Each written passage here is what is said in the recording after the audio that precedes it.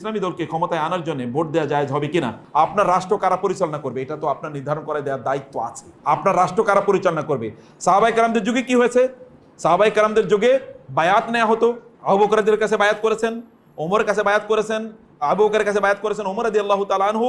তিনি একটা কমিটি গঠন করে দিলেন ওমরের পরে কারা খলিফা হবে করে দিয়েছেন না? ইতিহাস পড়েন, 6 জনের কমিটি। সেখানে আব্দুর রহমান ইবনে আউফ রাদিয়াল্লাহু তাআলা, তালহা, জুবায়ের, এই যে 3 জন, এরপরে ওসমান এবং আলী, এরকম 5 জনকে দিয়ে সেখানে 6 জনকে সেখানে কমিটি গঠন করা হলো। এই 6 জনের দায়িত্ব ছিল পরবর্তী খলিফা নির্ধারণ করা। এরা মানুষের কাছে গিয়েছেন, জিজ্ঞেস করেছেন, অধিকাংশ ভোট দিয়েছে কার পক্ষে? ভোট মানে এখনকার অর্থে বলছি আর কি। অধিকাংশ বললো যে আমরা ওসমানকে চাই। এর মধ্যে একটু কম সংখ্যক বললো কাকে চাই? আলীকে চাই। এ কারণে ওই কমিটি ঘোষণা করলো এখন ওসমান হবে, এরপরে কে হবে? আলী রাদিয়াল্লাহু তাআলা আনহু খেলাফতের দায়িত্ব নেবেন।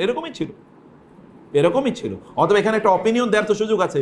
এখনকার মডার্ন যে আমরা সিস্টেম দেখছি, এই সিস্টেমে একটা ভোটিং কেন্দ্রে গিয়ে আপনি কি করেন? একটা ভোট প্রদান করেন। ওইখানে এক ধরনের বায়াতের সিস্টেম ছিল, এখানে গিয়ে আপনি একটা ব্যালট বক্সে দেন। এইখানে এই ভোটিং সিস্টেমে কোনো প্রবলেম নাই। মূল প্রবলেমটা হলো ডেমোক্রেসিতে। মূল প্রবলেমটা কোথায়? ডেমোক্রেসিতে প্রবলেমটা কেটে বুঝতে হবে। ডেমোক্রেসিতে প্রবলেম হলো চোর বাটপার ডেমোক্রেসির মাধ্যমে কি হতে পারে? এমপি, পার্লামেন্টারিয়ান হয়ে যেতে পারে। চোর বাটপার, নায়িকা, গায়িকা, মদখোর, গাঁজাখোর, এগুলো হয়ে যেতে পারে, পারে না? এবং তাই হয়েছে। গায়িকা, নর্তকীরা কি আমাদের আইন তৈরি করে নাই? নর্তকীদের পেছনে প্রত্যেকটা আপনার পার্লামেন্টারিয়ান সেশনে লক্ষ লক্ষ টাকা খরচ হয় নাই। এ টাকা কারা দিয়েছে? আমি দিয়েছি, আপনি দিয়েছেন। কোনো না কোনো ভাবে জুলুম করে আমাদের কাছ থেকে টাকা নেওয়া হয়েছে। অথচ এদেরকে নর্তকী থেকে লালন পালন করা হয়েছে।